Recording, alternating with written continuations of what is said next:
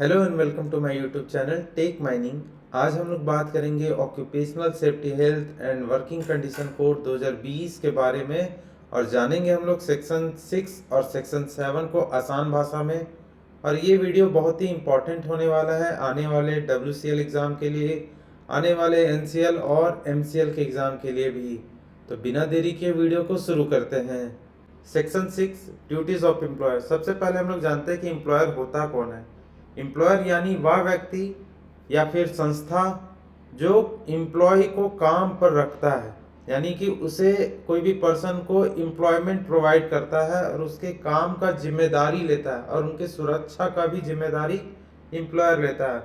उदाहरण के लिए अगर हम लोग बात करें अगर कोल माइन का, तो एम्प्लॉयर कंपनी या फिर उसके अधिकृत जो मैनेजमेंट आता है वो होता है एम्प्लॉयर, और जिसका जिम्मेदारी क्या होता है उनके एम्प्लॉय के प्रति उनका सुरक्षा और सुरक्षित वातावरण को भी, यानी कि वर्किंग कंडीशन को भी एक तरह से प्रोवाइड करना उनका काम होता है। वर्किंग एनवायरनमेंट को भी प्रोवाइड करना उन्हीं का काम होता है एम्प्लॉयर का, ताकि लोग वहाँ पे सुरक्षित रहे और कोई भी बिना रिस्क के काम कर सके। तो अब हम लोग बात करते हैं इसके क्लॉज 1 को और बारी बारी से इसके सब क्लॉज को देखते हैं। पहला सब क्लॉज है ensure that work place is free from hazards. ठीक है, वर्क प्लेस क्या होना चाहिए? Free from hazard. हजार्ड क्या होता है? जिससे इंजरी या फिर ऑक्यूपेशनल डिजीज होने का खतरा होता है एम्प्लॉय को, उसे ही हम लोग हजार्ड बोलते हैं। ठीक है, तो वर्क प्लेस क्या होना चाहिए? हजार्ड से मुक्त होना चाहिए, ताकि वहाँ पे एम्प्लॉय सुरक्षित होकर काम कर सके, किसी को इंजरी का खतरा ना हो या फिर ऑक्यूपेशनल डिजीज का खतरा ना हो। ऑक्यूपेशनल डिजीज होता क्या है, एक एग्जांपल के थ्रू हम लोग समझते हैं। जैसे कि मान के चलिए कि कोई वर्कर कोल माइन में एक डस्टी एरिया में काम करता है, तो अगर इन फ्यूचर उसे किसी तरह की बीमारी होती है लंग्स से रिलेटेड, डस्ट से जो भी बीमारी उसे होती है लंग्स की, तो उसे हम लोग ऑक्यूपेशनल डिजीज के कैटेगरी में रखेंगे।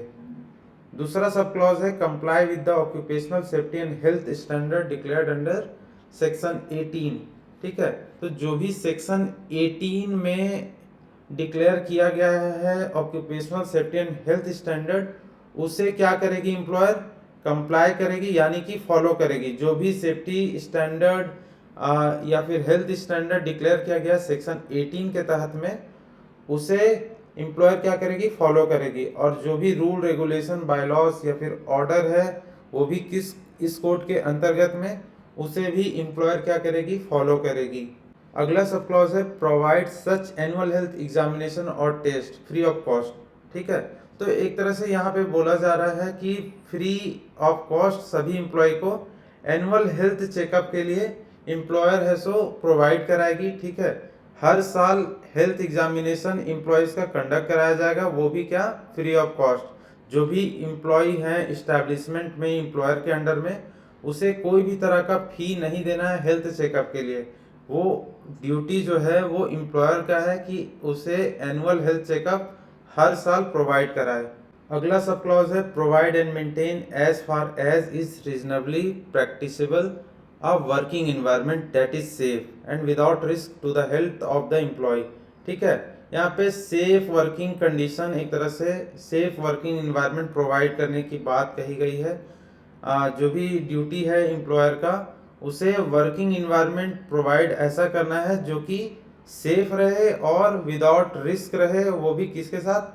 Health of the employees. ठीक है, किसी भी एम्प्लॉय के हेल्थ से किसी तरह का कोई खिलवाड़ ना हो उसमें, और जो वर्किंग एनवायरनमेंट है सो प्रोवाइड किया जाएगा एम्प्लॉयर के द्वारा, वो एक तरह से सेफ हो। ठीक है, उदाहरण के तौर पे हम लोग सेफ वर्किंग एनवायरनमेंट किसे बोलेंगे? अगर वहाँ पे जहाँ पे वर्कर अगर काम कर रहा है वहाँ पे एक तरह से एडिक्वेट वेंटिलेशन हो, लाइटिंग हो, ड्रिंकिंग वाटर अवेलेबल हो, टॉयलेट हो, ठीक है, रेस्ट शेल्टर अगर वहाँ पे है, तो इन सब चीज़ के कारण हम लोग कह सकते हैं कि जो वर्किंग एनवायरनमेंट है वो वहाँ पे सेफ है और किसी भी तरह का वहाँ पे रिस्क नहीं है एम्प्लॉय के हेल्थ के साथ। अगला सब क्लॉज है ensure the disposal of hazardous and toxic waste. ठीक है, तो एम्प्लॉयर को यह भी सुनिश्चित करना होगा जो हजार्डस एंड टॉक्सिक वेस्ट है कंपनी से या फिर इस्टेब्लिशमेंट से बहुत सारे तरह के वेस्ट मटेरियल बाहर आते हैं, जो कि हजार्डस भी हो सकते हैं, टॉक्सिक भी हो सकते हैं, उसका डिस्पोजल है सो एम्प्लॉयर को सुनिश्चित करना होगा। और इसमें ई वेस्ट भी एक तरह से इंक्लूड किया जाता है, इसका भी डिस्पोजल है सो आपको मतलब कि एम्प्लॉयर को अच्छे तरीके से करना है, सुनिश्चित करना है कि डिस्पोज ये सब हो चुके हैं। अगला सब क्लॉज है एफ, और एफ में ये बोलता है issue a letter of appointment. सभी इम्प्लॉय को, ठीक है, सभी इम्प्लॉय को एम्प्लॉयर के द्वारा इशू करना होगा लेटर ऑफ अपॉइंटमेंट। कब? जब उनका अपॉइंटमेंट होगा इस्टेब्लिशमेंट में। और उसमें इंफॉर्मेशन क्या क्या होगा, जो एप्रोप्रिएट गवर्नमेंट के द्वारा प्रिस्क्राइब किया गया है, यानी कि एक तरह से उसमें पद होना चाहिए, कितना उसे सैलरी दिया जाएगा, उसका वर्किंग प्लेस क्या होगा, ज्वाइनिंग डेट क्या है और सर्विस कंडीशन क्या है, वो सब जो एप्रोप्रिएट गवर्नमेंट के द्वारा प्रिस्क्राइब किया गया है वो सब इंफॉर्मेशन उसमें होना चाहिए। अगर किसी एम्प्लॉय का अपॉइंटमेंट लेटर नहीं इशू किया गया है ओएसएच कोड के आने के बाद से, ठीक है, OSHWC कोड के आने से पहले अगर किसी भी एम्प्लॉय का अपॉइंटमेंट लेटर इशू नहीं किया गया है, ठीक है, तो with in 3 month of such commencement, यानी कि जब ये OSHWC कोड आ गया है उसके 3 महीने के भीतर एम्प्लॉयर को उसे लेटर इशू करना होगा, लेटर ऑफ अपॉइंटमेंट एम्प्लॉय को देना होगा, ठीक है। अगला है ensure that no charge is levied on any employee in respect of anything done और प्रोवाइडेड फॉर द मेंटेनेंस और safety and health at work place, ठीक है। तो यहाँ पे यही बोला जा रहा है कि कोई भी तरह का चार्ज है सो एम्प्लॉय से नहीं ले सकते एम्प्लॉयर। किसके पर्पज से? अगर कोई भी चीज़ उन्हें प्रोवाइड किया जा रहा है सेफ्टी और हेल्थ के पर्पज से, तो कोई भी तरह का चार्ज एम्प्लॉय से नहीं लिया जाएगा। यानी कि जैसे मान के चलते हैं हम लोग कि अगर कोई भी तरह का मेडिकल टेस्ट अगर करवाती है, ठीक है, कोई भी तरह का मेडिकल टेस्ट अगर करवाती है एम्प्लॉय का, तो उसका कोई भी तरह का बिल उन्हें नहीं देना है। अगर सेफ्टी के पर्पज से अगर हेलमेट दिया जाता है किसी भी एम्प्लॉय को, तो उसका नहीं ले सकती एम्प्लॉयर कोई भी तरह का चार्ज। माइनिंग शू हो गया जैसे कि, ठीक है, माइनिंग शू हो गया, फिर आपका कैप लैंप हो गया, ठीक है, ये सब अगर पीपीई किट भी अगर प्रोवाइड किया जाता है एम्प्लॉयर के द्वारा, तो उस चीज़ का किसी भी तरीके का चार्ज एम्प्लॉयर को नहीं देना है एम्प्लॉय को। अगला सब क्लॉज एच है, जिसमें बोला जाता है कोई भी तरह का एम्प्लॉय है, ठीक है, किसी भी तरह का एम्प्लॉय या वर्कर या फिर कोई भी ऐसा पर्सन जो वर्क प्रेमिसिस में मतलब आया हुआ है, ठीक है, एम्प्लॉयर के नॉलेज में या फिर एम्प्लॉयर के नॉलेज के बिना, उसका भी सेफ्टी और हेल्थ जो है उसका रिस्पॉन्सिबल कौन होगा?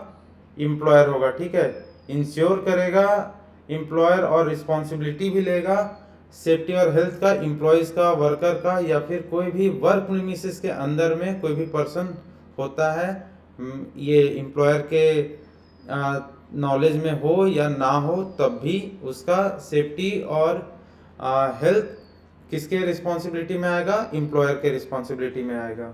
अब हम लोग क्लॉज 2 को देखते हैं, जिसमें एक तरह से जो एम्प्लॉयर है उसका एक तरह से विशेष रिस्पॉन्सिबिलिटी दिया गया है रिगार्डिंग किसके रिस्पेक्ट में? Factory, mines, dock work, building and other construction work और प्लांटेशन। इसके अंतर्गत में एक तरह से एम्प्लॉयर को एक विशेष रिस्पॉन्सिबिलिटी दिया गया है, अलग ड्यूटी दिया गया है, ठीक है, जिसमें पहला सब क्लॉज है provision and maintenance of plant and system of work in workplace that are safe and without risk to the health, ठीक है। आपको जो भी प्लांट है या एस्टेब्लिशमेंट बोल लीजिए, और वहाँ पे जो भी मेथड ऑफ वर्क है, जो सिस्टम वर्क वहाँ पे करता है वर्क प्लेस में, वो एक तरह से सेफ होना चाहिए और कोई भी तरह का रिस्क इन्वॉल्व नहीं होना चाहिए एम्प्लॉय के हेल्थ के साथ। अगला सब क्लॉज है sub clause B, the arrangements in the work place for ensuring safety and absence of risk to health in connection with the use, handling, storage and transport of articles and substance, ठीक है। Employer को एक ऐसा arrangement है so work place में बनाना होगा जो कि इंश्योर करेगा सेफ्टी को, ठीक है, किसके कनेक्शन में? ठीक है, कोई भी आर्टिकल के यूज में, हैंडलिंग में, स्टोरेज में एंड ट्रांसपोर्टेशन में कोई भी तरह का सेफ्टी हैम्पर ना हो, ऐसा अरेंजमेंट है सो एम्प्लॉयर को प्रोवाइड करना होगा। जैसे कि हम लोग अगर बात करें तो एक्सप्लोसिव का हैंडलिंग जो है, एक्सप्लोसिव का ट्रांसपोर्टेशन, एक्सप्लोसिव का स्टोरेज, ये सब एक तरह से ऐसा अरेंजमेंट एम्प्लॉयर को बनाना होगा ताकि किसी भी तरह का सेफ्टी यहाँ पे हैम्पर ना हो। अगला सब क्लॉज है the provision of such information, instruction, training and supervision as are necessary to ensure the health and safety of all employees at work.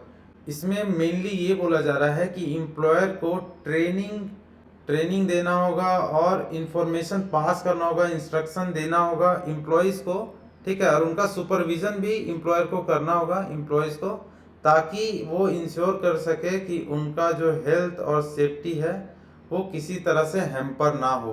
ठीक है, अगर आप किसी भी एम्प्लॉय को अगर ट्रेन कर देते हैं किसी भी काम के लिए, ठीक है, उनको अगर ट्रेनिंग प्रोवाइड किया जाता है तो वो एक तरह से इंश्योर किया जा सकता है उसमें कि किसी भी तरह का सेफ्टी हैम्पर नहीं होगा।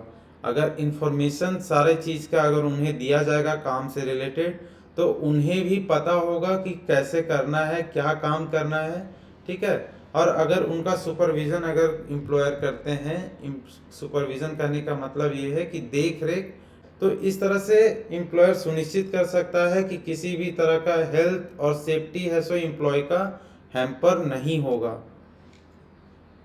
अगला है the maintenance of all places of work in workplace in a condition that is safe and without risk to health and provision and maintenance of such means of access and egress from such places are safe without such risk। ठीक है, तो यहाँ पे mainly यहाँ पे बोला जा रहा है means of access and egress को लेके। ठीक है, जो भी आपका पाथवे होगा या फिर कोई भी वर्क प्लेस है उसका सेफ्टी को लेके यहाँ पे बात हो रहा है। कोई भी अगर आपका एग्जिट और इंट्री का अगर कोई पाथवे है तो वो भी सेफ होना चाहिए, वर्कर वहाँ पे सेफली जाए और सेफली आए, वो चीज़ एम्प्लॉयर को सुनिश्चित करना होगा।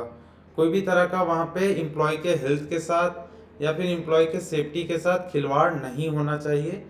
अगला है द प्रोविज़न, मेंटेनेंस और monitoring of such working environment in the work place for the employees that is safe without risk to health as regard facilities and arrangement for their welfare at work। इसमें बात किया गया है mainly welfare से related. ठीक है, तो employer को एम्प्लॉय के लिए वेलफेयर का भी ध्यान रखना होगा। ठीक है, उदाहरण के लिए अगर हम लोग बात करें तो ड्रिंकिंग वाटर वर्क प्लेस पे प्रोवाइड होना चाहिए। ठीक है, ड्रिंकिंग वाटर हो गया, कैंटीन हो गया, फिर फर्स्ट एड हो गया, ये सब चीज़ें हैं सो वहाँ पे वर्क प्लेस पे अवेलेबल होना चाहिए ताकि वहाँ पे जो वर्क एनवायरनमेंट है वो सेफ रहे वर्कर के लिए और रिस्क फ्री रहे। ठीक है, कोई भी तरह का हेल्थ का वहाँ पे नुकसान ना हो किसी भी एम्प्लॉय का, ऐसा एम्प्लॉयर को सुनिश्चित करना होगा और वेलफेयर फैसिलिटीज़ वहाँ पे प्रोवाइड करनी होगी। तो यही रहा सेक्शन 6 हमारा। आगे हम लोग देखते हैं सेक्शन 7 को, जिसमें हम लोग duties and responsibilities of owner, agent and manager in relation to mine को देखेंगे। अब हम लोग समझते हैं कि ऑनर, एजेंट एंड मैनेजर कौन होता है इन रिलेशन टू माइन। ठीक है, तो ऑनर कौन होता है? जिसके नाम पे माइंस होता है, एक तरह से मालिक होता है माइंस का, उसे ही हम लोग ऑनर बोलेंगे। एजेंट कौन होता है? जो ऑनर के द्वारा अपॉइंट किया जाता है, जो कि डायरेक्शन, मैनेजमेंट, सुपरविज़न और कंट्रोल में पार्ट लेता है। एंड मैनेजर कौन होता है? जो डे टू डे लाइफ में ऑपरेशन को मैनेज करता है, डेली ऑपरेशन में पार्ट लेता है, उसे ही हम लोग मैनेजर बोलते हैं इन रिलेशन टू माइन। ठीक है, तो सबसे पहला जो क्लॉज है वो क्या कहता है कि ऑनर एजेंट दोनों ज्वाइंटली और सेवरली रिस्पॉन्सिबल होंगे। ठीक है, ज्वाइंटली और सेवरली रिस्पॉन्सिबल होंगे किसके लिए? फाइनेंस के लिए। यानी कि अगर माइंस में किसी भी तरीके का ऑपरेशन के लिए जो भी चीज़ें ज़रूरत होंगी उन्हें प्रोवाइड कराने के लिए जिम्मेदार कौन कौन होंगे? ऑनर और एजेंट, वो भी सेवरली या फिर ज्वाइंटली। ज्वाइंटली कहने का मतलब है संयुक्त रूप से, और अगर सेवरली कहने का ये मतलब होता है यदि कोई व्यक्ति अगर जिम्मेदारी नहीं निभाता तो दूसरे अकेले को भी जिम्मेदार ठहराया जा सकता है। यानी मान के चलिए कि यहाँ पे ऑनर और एजेंट की बात हो रही है, तो या तो दोनों एक रूप से रिस्पॉन्सिबल होंगे या फिर दोनों में से कोई एक को भी रिस्पॉन्सिबिलिटी दिया जा सकता है। ठीक है, तो उन किस चीज़ के लिए रिस्पॉन्सिबल होंगे? पर्याप्त एक तरह से फाइनेंस के लिए, और तो और जो भी कोड के अंतर्गत रूल रेगुलेशन बायलॉज हैं उसके कंप्लायंस के लिए भी जिम्मेदार कौन होंगे? Honour and agent. एग्जाम्पल के तौर पे मान लीजिए वेंटिलेशन खराब हो गया है, ठीक है, कोई भी माइंस में वेंटिलेशन फैन खराब हो गया है, तो यदि ऑनर ने पैसा नहीं दिया या एजेंट ने नया फैन नहीं खरीदा, तो दुर्घटना अगर उसके कारण अगर होती है तो इस केस में, ठीक है, एजेंट और ऑनर दोनों जिम्मेदार होंगे। अब हम लोग बात करते हैं क्लॉज 2 को। इसको हम लोग आसान भाषा में यही समझते हैं कि माइन में किसी भी कानून का उल्लंघन अगर कर दिया, ठीक है, माइन में किसी ने कानून का उल्लंघन अगर कर दिया, जैसे कि वेंटिलेशन रूल नहीं माना, गैस मॉनिटरिंग नहीं हुई या रूफ सपोर्ट नहीं लगाया गया, ठीक है, तो ऐसे स्थिति में केवल वही व्यक्ति दोषी होगा जिसने गलती की है। कानून कहता है कि कुछ और लोग भी जिम्मेदार माने जाएंगे, लेकिन यदि वे यह साबित कर दें कि उन्होंने पूरी सावधानी बरती थी, ठीक है, सारा कंप्लायंस किया हुआ था, सभी इम्पोर्टेंट जो निर्देश थे वो दिए गए थे, ऑर्डर सारे दिए गए थे, तो ये सब चीज़ें प्रूव करना होगा, तब जाके जो लोग इसमें इन्वॉल्व हैं वो दोषी यानी कि गिल्टी करार नहीं किए जाएंगे, ठीक है। कौन कौन जिम्मेदार होगा इसमें? द ऑफिशियल और official appointed to perform duties of supervision in respect of the provision contravened, ठीक है, जो भी सुपरवाइजरी ऑफिशियल होंगे, ऑफिशियल करने का मतलब यहाँ पे होता है आपका माइनिंग सरदार, ओवरमैन, असिस्टेंट मैनेजर, ठीक है, ये सब कैटेगरी में जो भी आते हैं वो ऑफिशियल कहलाते हैं। और माइन मैनेजर, ठीक है, फिर owner and agent of the mine, और कोई ऐसा पर्सन जो कि अपॉइंट किया गया था उस काम के लिए और उसे रिस्पॉन्सिबिलिटी दी गई थी सेक्शन 14 के 24 के अंतर्गत, तो वो भी इस केस के लिए जिम्मेदार होगा। कौन कौन जिम्मेदार होगा? ऑफिशियल्स, ठीक है, जो भी सुपरवाइजरी स्टाफ्स हैं, असिस्टेंट मैनेजर हो गए, वेंटिलेशन ऑफिसर हो गए, ये सब, फिर mine manager, owner and agent, और वो पर्सन जो कि रिस्पॉन्सिबिलिटी दिया गया था सेक्शन 24 के अंतर्गत में अपॉइंट किया गया था मैनेजर के द्वारा, वो भी जिम्मेदार होगा। अगला जो हमारा क्लॉज है ये बहुत ही इम्पोर्टेंट है, क्योंकि ये क्लॉज में यह कहता है कि ऑनर या एजेंट या बहाना नहीं बना सकते, ठीक है, कोई भी तरह का डिफेंस इसमें नहीं लगा सकते कि हमने तो मैनेजर को नियुक्त कर दिया था, हमने किसी दूसरे अधिकारी को जिम्मेदारी दे दी थी, ठीक है, हमने दूसरे अधिकारी को अपॉइंट कर दिया था उस काम के लिए, ऐसा कहने पे भी ऑनर या एजेंट का, ठीक है, ऑनर या एजेंट का जिम्मेदारी यहाँ पे ख़त्म नहीं हो जाता है। किसी भी एम्प्लॉय को सेक्शन 24 के अंतर्गत किसी को अपॉइंट करके ये ऑनर या एजेंट अपना जिम्मेदारी यहाँ पे नहीं छोड़ सकते। ये कोई भी तरह का डिफेंस इसमें नहीं काम करेगा कि हमने किसी मैनेजर को अपॉइंट कर दिया था, हमने किसी वेंटिलेशन को अपॉइंट कर दिया था इस काम के लिए, तो वो चीज़ से एजेंट या ऑनर नहीं बच सकते।